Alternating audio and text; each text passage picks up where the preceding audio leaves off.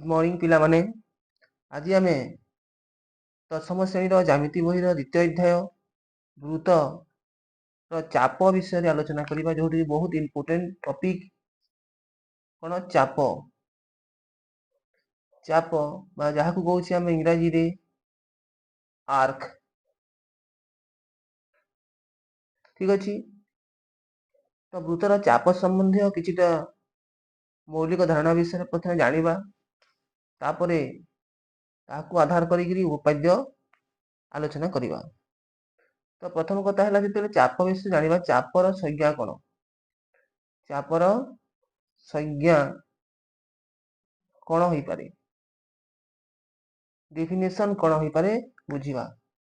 माने करा जो वृत्त निया जाऊ इथि एक वृत्त निया गला माने नामकरण करा गला एस वृत्त रे जते बेले वृत्त ऊपर दुईटी बिंदु निया जाऊ ए ओ बी वृत्त उपरिस्थ दुईटी बिंदु ए ओ बी हेले ए ओ बी समेत ए बी ज्या यदि आम ए बी ज्या अंकन करबा एठी ए बी ज्या अंकन करबा ए बी ज्या रो एक पार्श्व रे थिबा वृत्त उपरिस्थ बिंदु मानकर समाहार को आमे चाप बोली कहूछि। देखो ए बी ज्या रो एक पार्श्व रे थिबा बिंदु मानकर समाहार को नहीं बा सेट को नहीं एक चाप सृष्टि हुए। ठीक से परी अपर पार्श्व में गोटे चाप देखा जाउतिबो देखो एपटे मध्य गोटे चाप देखा जाउछि ए बी एक ज्या हैला ज्या सहित तार गोटे पार्श्व रे अवस्थित ए बिंदु मानकर सेट को आमे गोटे चाप बोली कहूछि। तो एठारे देखा जाउतिबो दुईटी चाप आमे पाइले जते बेले ए बी ज्या टी अंकन कले बा ए ओ बी दुईटी बिंदु आमे नेले ता सहित जते बेले गोटे ए बी ज्या नेले तते बेले आमे दुईटी चाप पाइले। ताले आमे लिखि परिबा चापर संज्ञा ना वृत्त उपरिस्थ ए ओ बी दुईटी बिंदु हेले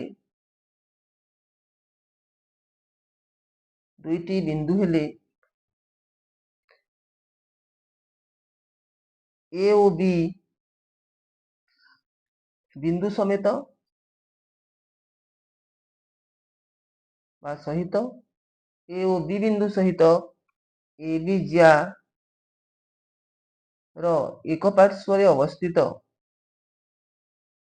ए बी ज्या रो एक पार्श्व रे अवस्थित एक पार्श्व रे थिबा वृत्त उपरिस्थ बिंदु वृत्त उपरे थिबा बिंदु वृत्त उपरिस्थ बिंदु मानकर सेट को आमे कहूछि कोन वृत्त बिंदु मानकर सेट को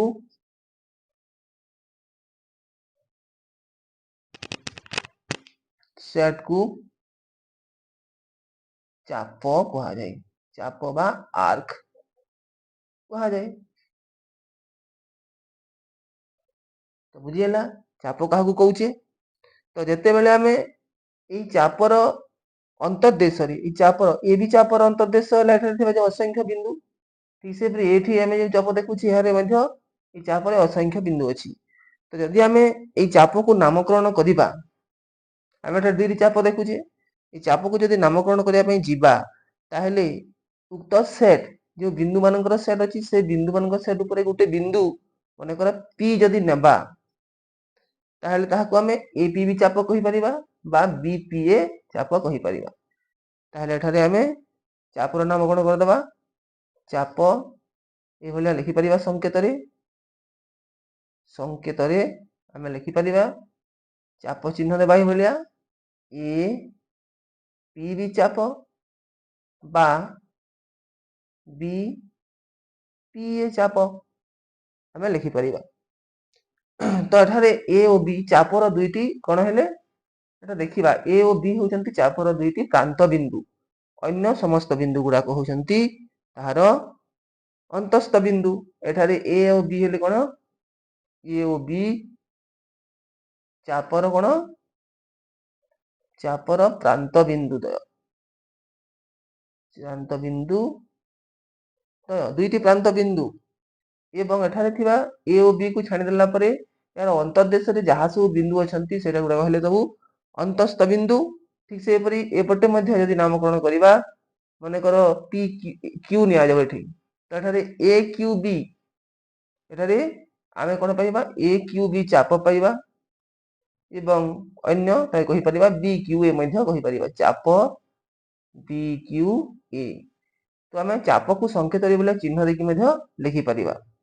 ତ ଏଠାରେ ମଧ୍ୟ ଏ କ୍ୟୁ ବି ଚାପ ହେଉ ବା ବି କ୍ୟୁ ବି ଚାପ ହଉ, ଏଠାରେ ମଧ୍ୟ ଏ ଓ ବି ହେଉଛନ୍ତି ଦୁଇଟି ଚାପର ପ୍ରାନ୍ତ ବିନ୍ଦୁ ଏବଂ ଏହାର ଅନ୍ତର୍ଦେଶରେ ଯାହା ସବୁ ବିନ୍ଦୁ ଅଛନ୍ତି ତାକୁ କହିବା ଆମେ ଅନ୍ତସ୍ଥ ବିନ୍ଦୁ। ଠିକ ଅଛି। ତ ଏଠାରେ ଏ Q B O A P ବି ଦୁଇଟି ପାଇଲେ ଚାପ, ଆମେ ମାନେ ଚାପ ଏ ପି ବି ଚାପ ଓ ସେପଟେ ଗୋଟେ ଚାପ ରହିଲା ଏ କ୍ୟୁ ବି ଚାପ, ଏପଟେ ଏ ପି ବି ଚାପ, ସେପଟେ ଏ କ୍ୟୁ ବି ଚାପ। এই দুইটি চাপକୁ ଏ କ୍ୟୁ ବି ଚାପ ଦୁଇଟି ଚାପକୁ ଆମେ ବିପରୀତ ଚାପ କହିବା। କଣ କହିବା? ବିପରୀତ ଚାପ, ବା ତାକୁ ଆମେ ଇଂରାଜୀରେ କହୁଛୁ ଅପୋଜିଟ ଆର୍କ। Opposite arc. ତାହେଲେ ବିପରୀତ ଚାପ କଣ ହେବ? ଗୋଟେ ଜିଆ ଦ୍ୱାରା ଦୁଇଟି ବିପରୀତ ଚାପ ଆମେ ପାଇବା, ପରସ୍ପର ବିପରୀତ ହେବେ। ଏ ବି ଚାପ ଦ୍ୱାରା ଆମେ କଣ ପାଇଛେ? ଏ ବି ଚାପ ଦ୍ୱାରା ଆମେ ଦୁଇଟି ଛିଡ଼ିତ ଏ ବି ଚାପ ଦ୍ୱାରା ଦୁଇଟି ଚାପ ପାଇଲେ, ଏ ବି ଯା ଦ୍ୱାରା ଆମେ ଦୁଇଟି ଚାପ ପାଇଲେ, ଯାହାକି ଗୋଟେ ଗୋଟେ ହେଉଛନ୍ତି ବିପରୀତ ଚାପ। ତ ଏଠାରେ ଏ ପି ବି ଆଉ ଏ କ୍ୟୁ ବି ଏ ଦୁଇଟି ହେଲେ ବିପରୀତ ଚାପ। ତାହେଲେ ଦେଖିବା ଏଠାରେ ଆମେ ଦେଖାଯାଉଥିବ, ତ ଏ ପି ବି ହେଉଛି ଗୋଟେ ଆଉ ଏ କ୍ୟୁ ବି, ଏ ଦୁଇଟି ଚାପକୁ ଯଦି ଆମେ ଦେଖିବା ତାହେଲେ ଗୋଟେ ହେଉଛି କ୍ଷୁଦ୍ର ଚାପ ଆଉ ଗୋଟେ ହେଉଛି ବୃହତ ଚାପ। ଏଠାରେ ଆମେ କହିପାରିବା, ଏଠାରେ ଏ କ୍ୟୁ ବି ଚାପକୁ ଏ ପି ବି ଚାପକୁ ଆମେ କହିବା କ୍ଷୁଦ୍ର ଚାପ। କ୍ଷୁଦ୍ର ଚାପ ବା ତାକୁ କହୁଛୁ ମାଇନର ଆର୍କ, ଇଂଲିଶରେ କହୁଛୁ ମାଇନର ଆର୍କ। ଠିକ ସେହିପରି ଏ କ୍ୟୁ ବି ଚାପକୁ କଣ କହିବା? ଚାପ ଏ କ୍ୟୁ ବି ହେଲେ ଆମର ବୃହତ ଚାପ ବା ମେଜର ଆର୍କ। କ୍ଲିୟର? ତ ଏଠାରେ ଆମେ ବିପରୀତ ଚାପ କହିପାରିବା, ବା ଗୋଟେକୁ ଆମେ ଗୋଟେକୁ କ୍ଷୁଦ୍ର ଚାପ କହିଲା ବେଳକୁ ଅନ୍ୟ ଗୋଟେକୁ ବୃହତ ଚାପ କହିପାରିବା। କାହିଁକି? ଏ ପି ବି ର ଦୈର୍ଘ୍ୟ ଦେଖିବା, ଚାପର ଦୈର୍ଘ୍ୟ ଆମେ ମଧ୍ୟ ଅଛି ଦେଖିବା, ଚାପର ଦୈର୍ଘ୍ୟ ବିଷୟରେ ଜାଣିବା। ତାପରେ ଦେଖ ଚାପର ଦୈର୍ଘ୍ୟ, ଚାପର ଦୈର୍ଘ୍ୟ ଯାହାକୁ ଆମେ କହୁଛୁ ଇଂରାଜୀରେ length of the arc, length of the arc. ତ ଏହାକୁ ସଂକେତରେ ଆମେ ସ୍ମଲ ଏଲ ନାମରେ ସୂଚିତ କରୁଛେ, ସ୍ମଲ ଏଲ। କାହିଁକି? ଚାପର ଦୈର୍ଘ୍ୟକୁ ଆମେ ଲେନ୍ଥ ଅଫ ଦି ଆର୍କ ବୋଲି କହୁଛି, ତେଣୁ ଏଲ ନାମରେ ସୂଚିତ କଲେ ଆମେ ବୁଝିପାରିବା ଯେ ହେଉଛି ଚାପର ଦୈର୍ଘ୍ୟ ବୋଲି। ଆମେ କିପରି ଲେଖିପାରିବା? ମନେକର ଏ କ୍ୟୁ ବି, ଲେନ୍ଥ ଅଫ ଚାପ ଏ କ୍ୟୁ ବି ବା ଏ ପି ବି ଏବଂ ଲେନ୍ଥ ଅଫ ଚାପ ଏ କ୍ୟୁ ବି। ସେଠାରେ ଚାପକୁ ସୂଚିତ ହେଲା ଏ ପି ବି ର ଦୈର୍ଘ୍ୟ ଏବଂ ଚାପ ଏ କ୍ୟୁ ବି ର ଦୈର୍ଘ୍ୟକୁ ଆମେ ସୂଚିତ କଲେ। ତ ଏଠାରେ ଆମେ ଦେଖିବା, ଯଦି ଏ କ୍ୟୁ ବି ଚାପ ଏବଂ ଏ ପି ବି ଚାପ ଏବଂ ଏ କ୍ୟୁ ବି ଚାପର ସଂଯୋଜକରେ ଟୋଟାଲ ବୃତ୍ତର ଆମେ କଣ ପାଇଲେ? ଦୈର୍ଘ୍ୟ ପାଇଗଲେ। ହେଲା, ଯଦି ଦେଖିବା ଆମେ length of A P B plus length of A Q B equal to କଣ ହେବ? ଟୋଟାଲ ବୃତ୍ତର ଚାପର ଦୈର୍ଘ୍ୟକୁ ସୂଚିତ କରିବ, ଯାହାକୁ ଆମେ କହୁଛୁ ପରିଧି। କଣ କହୁଛେ? ତାହାକୁ କହୁଛୁ ଆମେ ପରିଧି ବା ସାର୍କମଫେରେନ୍ସ ଇଂଲିଶରେ କହୁଛେ, ତାକୁ ସି ନାମରେ ସୂଚିତ କରିବା। ତ ଦୁଇଟି ଚାପ ଯଦି ଦେଖିବା, ଯେ ଦୁଇଟି ଚାପର ଦୈର୍ଘ୍ୟ, ବୃତ୍ତର ଚାପର ଦୈର୍ଘ୍ୟ ଯଦି ସମାନ ହୁଏ, ତାହେଲେ ତାହାକୁ କହୁଛି ଆମେ ବୃତ୍ତର ଚାପର ଦୈର୍ଘ୍ୟ ବା ପରିଧି ବୋଲି କହୁଛି। ଏଠାରେ ଦେଖିବା ଏଠାରେ ଆମେ APB ଚାପର ଦୈର୍ଘ୍ୟ ଏବଂ AQB ଚାପର ଦୈର୍ଘ୍ୟର ସଂଯୋଜକରେ ଟୋଟାଲ ବୃତ୍ତଟିଏ ଗଠିତ ହେଲା। ଟୋଟାଲ ବୃତ୍ତଟିଏ ବୃତ୍ତର ଦୈର୍ଘ୍ୟ ସହ ସମାନ ହେଲା, ଯାହାକୁ କହୁଛେ ବୃତ୍ତର ପରିଧି ବୋଲି। ଠିକ ଅଛି, ଓକେ। ତ ଆମେ ଦେଖିବା ସନ୍ନିହିତ ଚାପ କ'ଣ ଟିକେ ବୁଝିଦେବା। ସନ୍ନିହିତ ଚାପ କିପରି ଗୋଟେ ବୃତ୍ତ ନିଆଯାଉ, ମନେକର ଏଠାରେ ଦେଖିବା APD AQ ମନେ କରାଯାଉ AQR ଧରି ନିଆଯାଉ ବା C କରାଯାଉ। ଦେଖ ଏଠାରେ ଆମେ O କେନ୍ଦ୍ରବିନ୍ଦୁ ହେଲେ, ଚାପ ଦେଖୁଛି APB ଚାପ, APB ଚାପ ଏବଂ ସେପଟେ ହେଲା ପୁଣି AQC ଚାପ, BQC ଚାପ। ତ ଏଇ ଦୁଇଟି ଚାପକୁ ଆମେ ସନ୍ନିହିତ ଚାପ କହିପାରିବା। କୋଉ ଚାପ? ଚାପ APB ଓ ଚାପ BQC ଉଭୟ ହେଲେ ଏହାକୁ ଆମେ କହିବା ପରସ୍ପର ସନ୍ନିହିତ ଚାପ। ସନ୍ନିହିତ ଚାପ। ତ ଦୁଇଟି ଚାପକୁ ଆମେ ସନ୍ନିହିତ ଚାପ କେତେବେଳେ କହିବା? ଯଦି ସେମାନଙ୍କର ଗୋଟିଏ ମାତ୍ର ସାଧାରଣ ବିନ୍ଦୁ ଥିବ, ଦୁଇଟି ଚାପର ଗୋଟିଏ ମାତ୍ର ସାଧାରଣ ବିନ୍ଦୁ ଯଦି ଥିବ, ଗୋଟିଏ ପ୍ରାନ୍ତ ବିନ୍ଦୁ ଥିବ, ପ୍ରତ୍ୟେକ ଚାପର ଗୋଟିଏ ସାଧାରଣ ବିନ୍ଦୁ ବା ଗୋଟେ ପ୍ରାନ୍ତ ବିନ୍ଦୁ ଯଦି ଥିବ, ତାହେଲେ ସେଇ ଚାପ ଦ୍ୱୟକୁ ଆମେ ପରସ୍ପର କ'ଣ କହିବା? ସନ୍ନିହିତ ଚାପ କହିବା। ଏଠାରେ ଯେପରି APB ଓ BQC এই ଦୁଇଟି ଚାପର ସାଧାରଣ ବିନ୍ଦୁ କିଏ ହେଲା? ଏଠାରେ B ହେଲା ତାର ପ୍ରାନ୍ତ ବିନ୍ଦୁ, ଗୋଟିଏ ପ୍ରାନ୍ତ ବିନ୍ଦୁ। ଯଦି ଦୁଇଟି ଚାପର ଯଦି ଗୋଟିଏ ପ୍ରାନ୍ତ ବିନ୍ଦୁ ଥିବ ବା ଗୋଟେ ତାକୁ ସାଧାରଣ ବିନ୍ଦୁ ମଧ୍ୟ କହିବା, ସାଧାରଣ ବିନ୍ଦୁ ଯଦି ଥିବ, ତାହେଲେ ଚାପ ଦୁଇଟିକୁ ଆମେ କହିବା ପରସ୍ପର ସନ୍ନିହିତ ଚାପ। ଆଉ ଯଦି ଦୁଇଟି ସନ୍ନିହିତ ଚାପ ଯଦି ମିଶିକି ଗୋଟେ ବୃତ୍ତ ସହ ସମାନ ହୁଏ, ତାହେଲେ ତାହାକୁ ମଧ୍ୟ ଗୋଟିଏ ପରିଧି ବୋଲି କହିବା। ଦେଖିବା ଯଦି ଆମେ ଯେ ଦୁଇଟି ବୃତ୍ତର ବା ଦୁଇଟି ଅର୍ଦ୍ଧବୃତ୍ତ ସନ୍ନିହିତ ଚାପ ହୋଇପାରିବେ ନାହିଁ। ଦେଖିବା ଆମେ ଦୁଇଟି ବୃହତ ଚାପ ନେବ, ଏଠି ମନେକର APB, ତ APB ଏଠାରେ AQB ଗୋଟେ ଚାପ, AQB ଚାପ ଗୋଟେ ବୃହତ ଚାପ, AQB ଚାପ ଗୋଟେ ବୃହତ ଚାପ, ଏକମାତ୍ର ଗୋଟେ ବୃହତ ଚାପ। ଯଦି ଆମେ ଦୁଇଟି ବୃହତ ଚାପ ନେବା, ତାହେଲେ ଗୋଟିଏ ବୃତ୍ତ ତିଆରି ହେଇପାରିବ କି? ଦୁଇଟି ବୃହତ ଚାପ ସନ୍ନିହିତ ଚାପ ହେଇପାରିବେ କି ନାହିଁ? ଯଦି ଆମେ ଦେଖିବା ଗୋଟେ କ୍ଷୁଦ୍ର ଚାପ ଏବଂ ଗୋଟେ ବୃହତ ଚାପ, ଗୋଟେ କ୍ଷୁଦ୍ର ଚାପ ଏଠି ଦେଖିବା, ଗୋଟେ କ୍ଷୁଦ୍ର ଚାପ ଏବଂ ଗୋଟେ ବୃହତ ଚାପ, ଗୋଟେ କ୍ଷୁଦ୍ର ଚାପ ଏବଂ ଗୋଟେ ବୃହତ ଚାପ ସନ୍ନିହିତ ଚାପ ହେଇପାରିବେ। ଦୁଇଟି ବୃହତ ଚାପ କେତେବେଳେ ବି ସନ୍ନିହିତ ହେଇପାରିବେ ନାହିଁ, କିନ୍ତୁ ଦୁଇଟି କ୍ଷୁଦ୍ର ଚାପ ସନ୍ନିହିତ ଚାପ ହେଇପାରିବେ। ଠିକ ସେପରି ଦୁଇଟି ଅର୍ଦ୍ଧ ଚାପ, ଯଦି ଏପଟେ ଗୋଟେ ଚାପ ଦେଖିବା, ଏପଟେ ଗୋଟେ ଚାପ ଦେଖିବା, ତାହେଲେ ଏଇ ଦୁଇଟି ଅର୍ଦ୍ଧ ଚାପ କେତେବେଳେ ବି ସନ୍ନିହିତ ଚାପ ହେଇପାରିବେ ନାହିଁ, କାରଣ ଏମାନଙ୍କର ଦୁଇଟି ପ୍ରାନ୍ତ ବିନ୍ଦୁ ଅବସ୍ଥିତ ହେଇଯିବ।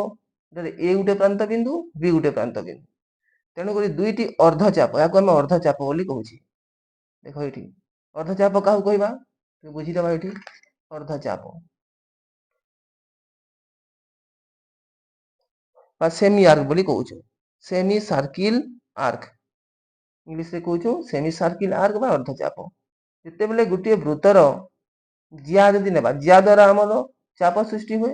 ଯେପରି ଦେଖିଥିଲେ ଏଠାରେ ଆମେ AB ଜିଆ ଦ୍ୱାରା ଦୁଇଟି ଚାପ ସୃଷ୍ଟି ହେଲା, APB ଚାପ ଏବଂ AQB ଚାପ, ଗୋଟେ କ୍ଷୁଦ୍ର ଚାପ, ଅନ୍ୟଟି ହେଲା ବୃହତ ଚାପ। এই ଦୁଇଟି ଚାପକୁ ବିପରୀତ ଚାପ ବୋଲି କହୁଛି। ଠିକ ଅଛି, ତ ଯଦି ଆମେ ଗୋଟେ ବୃତ୍ତର ଜିଆ ଅଙ୍କନ କରିବା, ସବୁଠାରୁ ବୃହତ୍ତମ ଜିଆ କିଏ ହେଲା? ବ୍ୟାସ। ଆମେ ପଢିଛେ ଆଗରୁ AB ଜିଆ। AB ଜିଆ ଦ୍ୱାରା କ'ଣ ହଉଛି? ଦେଖ ଏଠି ଏପଟେ ଗୋଟେ ଚାପ ସୃଷ୍ଟି ହଉଛି, ଏପଟେ ଗୋଟେ ଚାପ ସୃଷ୍ଟି ହଉଛି। ତ ଏଇଟା ହେଲା ଦୁଇଟି ଅର୍ଦ୍ଧ ଚାପ।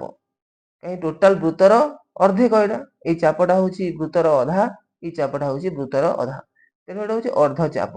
ତ ଦୁଇଟି ଅର୍ଦ୍ଧଚାପ କେତେବେଳେ ସନ୍ନିହିତ ହେଇପାରିବେ କି ନାହିଁ? କାହିଁକି ଆମେ ଜାଣିଛେ ସନ୍ନିହିତ ହେବା ପାଇଁ ଦୁଇଟି ଚାପ ସନ୍ନିହିତ ହେବାକୁ ହେଲେ ଗୋଟିଏ ମାତ୍ର ପ୍ରାନ୍ତ ବିନ୍ଦୁ ଥିବା ଆବଶ୍ୟକ ବା ଗୋଟେ ସାହାଣ ବିନ୍ଦୁ ଥିବା ଆବଶ୍ୟକ। ଯେପରି ଏଠାରେ ଏପିବି ଏବଂ BQC ଏ ଦୁଇଟି ଚାପ ସନ୍ନିହିତ ହେଲେ, କାହିଁକି ଏ Q ହଉଛି ସେମାନଙ୍କର ସାଧାରଣ ବିନ୍ଦୁ। ତ ନେକ୍ସଟ ପିଲାମାନେ ଆମେ ଚାପ ଦ୍ୱାରା ଉତ୍ପନ୍ନ କୋଣ ବିଷୟରେ ଜାଣିବା। ଚାପ ଦ୍ୱାରା ଉତ୍ପନ୍ନ କୋଣ, ଚାପ ଦ୍ୱାରା ଆମେ କିଛି କୋଣ ପାଇବା। Angle subtended by an arc बोली कहूची इंग्लिश रे हमें। तो देखिबा चाप द्वारा किपरि हमें कोण उत्पन्न हे पारिबो, पाइबा किपरि। एठारे गोटे वृत्त निया गला,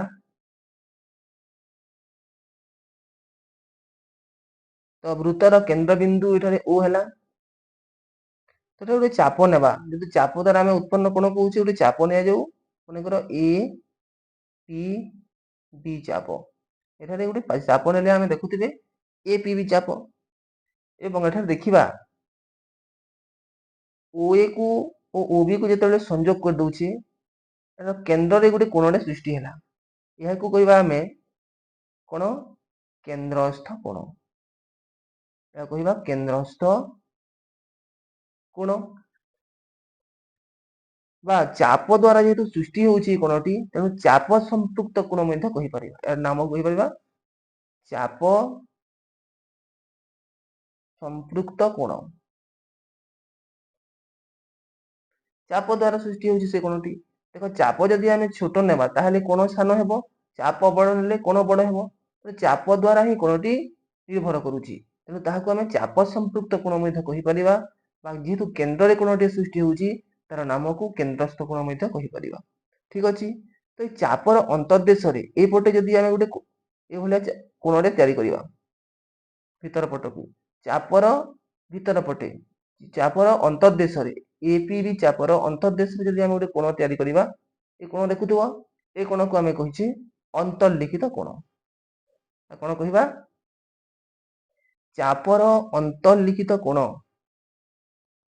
अंतर्लिखित कोण बा इंग्लिश इंग्राजी रे कहूछि ताको आमे इनस्क्राइब्ड एंगल बोली कहूछि, बा अंतर्लिखित कोण बोली कहिबा ताकू। एपीबी कोण को, कोण एपीबी को आमे कहूछे चाप अंतर्लिखित कोण, चाप अंतर्लिखित कोण, चाप अंतर्लिखित कोण बा अंतर्लिखित कोण कहिले ମଧ୍ୟ भूल हबो नाही। तो एठारे ए ओ बी हला केंद्रस्थ कोण, चाप जदि नामा एपीबी, एपीबी रो एटा हला केंद्रस्थ कोण, ए कोणटा हला चापर अंतर्देश रे जेतु कोण तयारी होउची, एठारे हमें ताकू अंतर्लिखित कोण बा चाप अंतर्लिखित कोण भी कहि परिबा। अच्छा, ये देखिबा एपीबी चापर एटा होउची तार विपरीत चाप हम पढिछे आगरू। मने कर निया जाऊ ए क्यू बी चाप, एपीबी चाप क्षुद्र चाप हैला, ए क्यू बी चाप हैला तार बृहत चाप। तो ये दुईटी चाप हेले परस्पर विपरीत चाप। आमे जानिछे आगरू एपीबी एवं ए क्यू बी ए माने हेले परस्पर विपरीत चाप। ताले एपीबी रो विपरीत चाप किए हैला ए क्यू बी। तो जेते बेले आमे ए चापर विपरीत दिगरे गुटे कोणटे तयारी करिया ପାଇଁ चाहिबा, ए ठारू ए भलिया मने कर अंकन करा गला। तो ए ठारे जे कोणटे तयारी हैला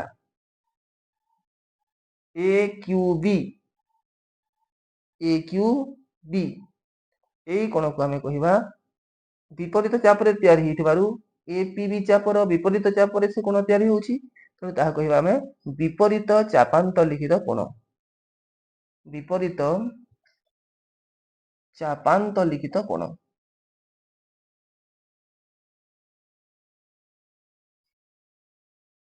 विपरीत चापांतरलिखित कोण बा ताहाको आमे कहिबा परिपूरक चापांतरलिखित कोण। काहेकि आमे विपरीत चाप रे दुई कोण पाउछे, एपीबी चापर विपरीत चापरे कोणटे पाउछि तेणु करी ताहा कहिबा आमे विपरीत चापान्तरलिखित कोण। तो एठारे एटाकू अंतर्लिखित कोण भी कहिबा, याकू विपरीत चापान्तरलिखित कोण कहिबा। तो एठारे देखिबा, एठारे आमे असंख्य पाई परिबा। एठारे जदि आमे अंकन करिबा एठी आहुरी मध्य कोण पाई परिबा। देखो ए जगह रे आहुरी मध्य गोटे कोण पाई परिला। एई चाप उपरे असंख्य बिंदु अछि देखो, तो आमे असंख्य कोण पाई परिबा। आ समस्तंकर परिमाण गुडी होइजिवो समान। एठारे ए कोणर परिमाण जहा हेतिबो ए कोणर परिमाण ताहा हेबो, एठी कोण तयारी कले मध्य तार परिमाण ताहा हेबो। तो विपरीत चापान्तरलिखित कोण गुडीकर परिमाण समान हेबो। ठीक सेहि परि जे देखिबा आमे एपीबी चापर अंतर्देश रे आमे यदि कोण तयारी करूछे अंतर्लिखित कोण, एठारे मध्य असंख्य अंतर्लिखित कोण आमे अंकन करि परिबा। एपीबी जो कोण अंकन कल, ठीक सेहि परि असंख्य अंतर्लिखित कोण अंकन करि परिबा एवं सेमानंकर दैर्घ्य गुडीक कोणर परिमाण गुडीक मध्य समान हेबो। तो ए देखिबा मने आ गोटे चित्र अंकन करूछे क्लियर देखाबा पई।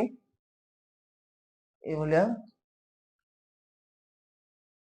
एटा केंद्र बिंदु ए बी, याकू आमे केंद्रस्थ कोण कहूछे।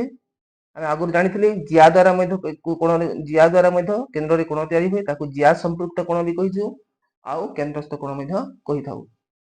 तो एठारे एपीबी जो चाप रहिला, एपीबी चापर अंतर्देश रे देखो पिला माने गोटे कोण पाइले एपीबी कोण, एठी एई जगह रे मध्य कोण तयारी करि परिबा अंतर्लिखित कोण, याकू हम अंतर्लिखित कोण बोली कहूछि।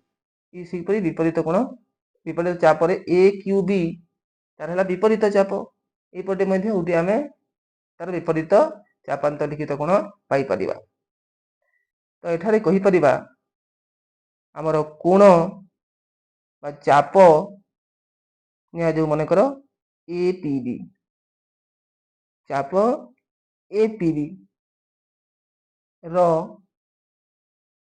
विपरीत चापान्तरलिखित कोण कि हला, कि हेबो ए क्यू बी रो। देखो एपटे आमे जो कोणटे पाउछि देखो एपीबी चापर विपरीत चापान्तरलिखित कोण हला कोण ए क्यू बी, कोण ए क्यू बी। यदि आमे चाप को एबे ए क्यू बी चाप नेबा, माने करो एटा क्षुद्र चाप, आमे यदि बृहत चाप को धरिबा, क्षुद्र चाप को धरला बेले एटा हला विपरीत चापान्तरलिखित कोण, एटा हला अंतर्लिखित कोण। वर्तमान ए क्यू बी चाप को यदि विचार करिबा, चाप ए क्यू बी बृहत चाप को विचार करिबा, ए क्यू बी चापर विपरीत चापान्तरलिखित कोण कि हेबो, लिखित कोण कि हेजिवो। यदि एपीबी रो विपरीत चापान्तरलिखित कोण ए क्यू बी हला, यदि ए क्यू बी चाप को आमे विचार करिबा ताहले तार विपरीत चापान्तरलिखित कोण कि हेबो एपीबी कोण। बुझी हला ना, कोण एपीबी। एबे एइटा हेजिवो अंतर्लिखित कोण। यदि एई चाप को विचार करिबा ताहले एई कोण ए क्यू बी कोण अंतर्लिखित हेजिवो, एइटा हेबो विपरीत चापान्तरलिखित कोण। एई कोण अंतर्लिखित हेले एइटा हेबो तार विपरीत चापान्तरलिखित कोण। तबे उभय पटु आमे चाप को आधार करी आमे विपरीत चापान्तरलिखित कोण पाई परिबा। एटा हला हमर चाप द्वारा उत्पन्न कोण। एई छोटिया चाप द्वारा आमे दुईटी कोण पाइले, गोटे होची अंतर्लिखित कोण, तार विपरीत पटे विपरीत चाप रे जो कोण तयारी होउची ताहाकू कहूछु आमे विपरीत चापान्तरलिखित कोण, एवं केंद्र रे जो कोण तयारी होउची ताहाकू कहूछु आमे केंद्रस्थ कोण। तीन प्रकार कोण आमे पाई परले। अच्छा, कोण द्वारा छेदित चाप, तापरे बुझिबा कोण द्वारा छेदित चाप। गोटे कोण द्वारा वृत्त रे यदि गोटे कोण अंकन करिबा ताहले से कोण द्वारा आमे कि प्रकार चाप पाई परिबा। Arc intercepted by the angle बोली कहूछि आमे इंग्राजी रे। यदि गोटे वृत्त निया जाऊ,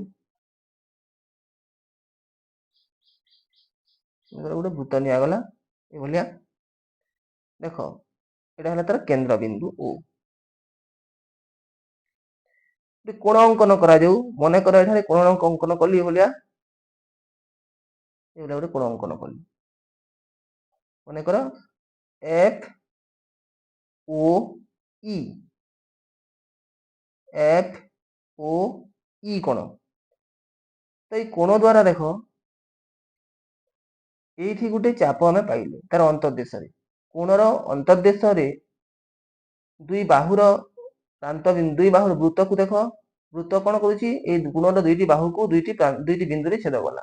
ତ ଏଇ ଦୁଇଟି ବିନ୍ଦୁ ଏଫ ଓ ଇ ର ଅନ୍ତର୍ଦେଶରେ ଯେଉଁ ଚାପଟେ ପାଉଛି ଏଇଟା ହଉଛି ସେ କୋଣ ଦ୍ୱାରା ଛେଦିତ ଚାପ। ଆମେ ଏଇ କୋଣ ଦ୍ୱାରା ସେ ଚାପଟି ପାଇଲେ। ଠିକ ସେହିପରି ଯେତେବେଳେ ଗୋଟେ ଆମେ କୋଣ ଅଙ୍କନ କଲେ ଭଳିଆ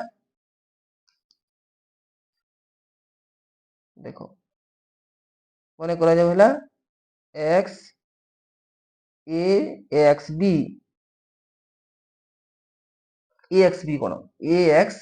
କୋଣ ଦ୍ୱାରା କଣ ହେଲା?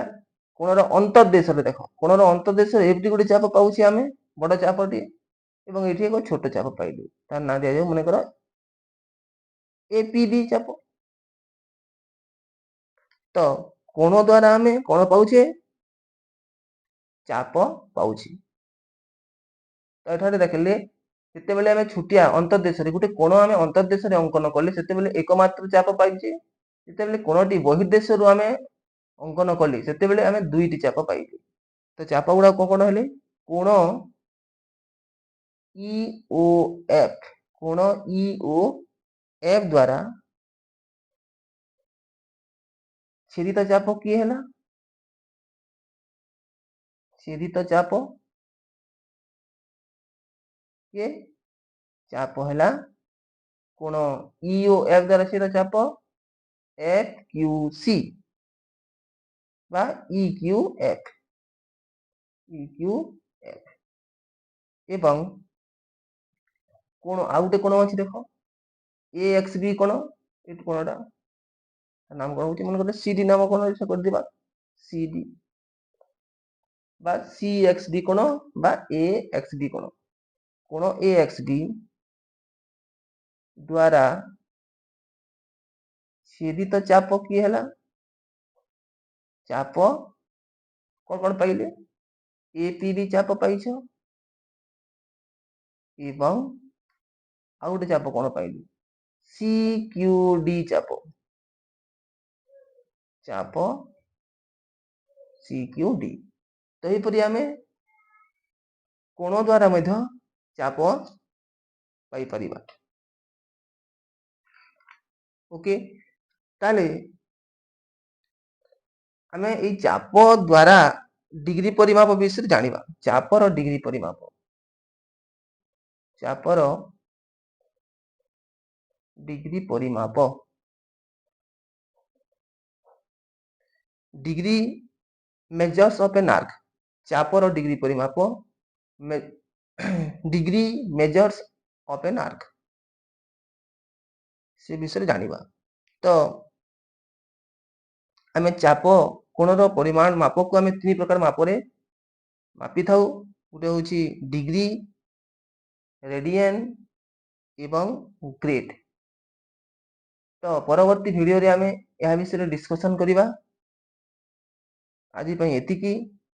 ଅନ୍ୟ ଭିଡ଼ିଓରେ ଆମେ ଚାପର ଡିଗ୍ରୀ ପରିମାପ ବିଷୟରେ ଅବଗତ ହେବା ଏବଂ ଚାପର ସର୍ବସମତା ବିଷୟରେ ଜାଣିବା ଏବଂ ତାହାକୁ ଆଧାର କରି ଚାପରକୁ ଆଧାର କରି କିଛିଟା ଉପପାଦ୍ୟ ଆଲୋଚନା କରିବା। ତ ଏଇଭଳିଆ ଭିଡ଼ିଓ ଯଦି ଆଗକୁ ଦେଖିବା ପାଇଁ ଚାହୁଁଥିଲେ ଏଇ ଭିଡ଼ିଓକୁ ଲାଇକ୍ କରିବେ, ଚ୍ୟାନେଲକୁ ସବସ୍କ୍ରାଇବ କରିବ ଏବଂ ପାଖରେ ଥିବା ବେଲ୍ ଆଇକନକୁ ଦବାଇ ଦେବ। ତ ଆଜି ପାଇଁ ଏତିକି। Thank you.